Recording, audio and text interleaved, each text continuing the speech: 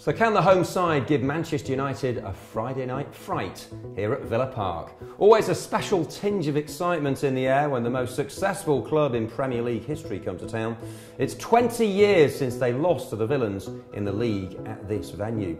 Tim Sherwood has recruited a new scoring hero in Rudy Gestede after his match-winning exploits at the weekend, Froggy. Yeah, I mean, what a great start for the boy. Comes on as sub.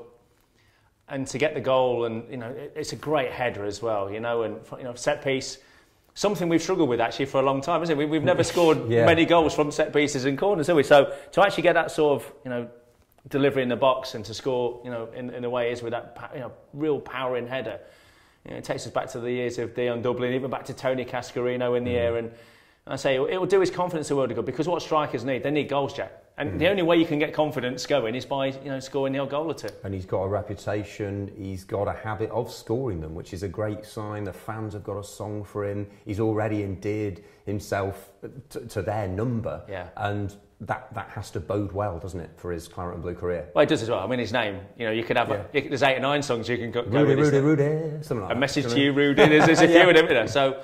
I say he's made a great start, and Tim will be absolutely delighted. I think he could be a fabulous signing for us, even though he's come off the bench. I think once he gets himself up to speed with the Premier League again, I think it'll be absolutely sensational. And the other players talk positively about him as well, and the manager is clearly his number one fan.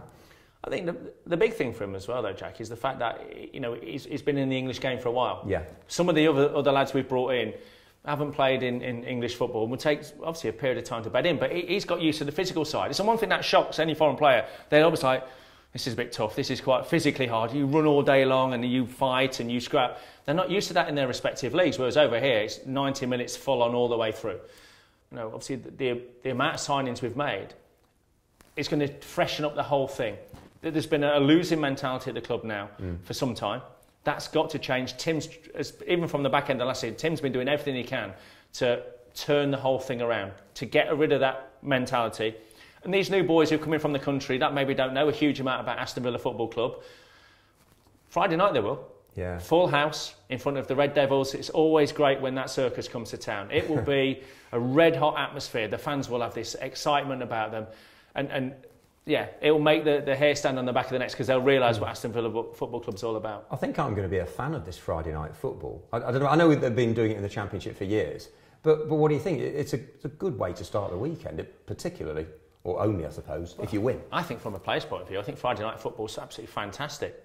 I think it's a great night to have football, because there's nothing better. I was different, because as a player, I used to love playing under the floodlights. I used to love night games. Certain players prefer to play at 3 o'clock, but I was one of those ones who loved the night game, because the atmosphere is raucous. Man United here at Villa Park, the atmosphere is incredible. If we can get a goal early doors and we can put a bit of pressure on them, wow, we could lift the roof off. And I say, some of these foreign boys will realise they're a massive football club. I have to say, you've summered well as well.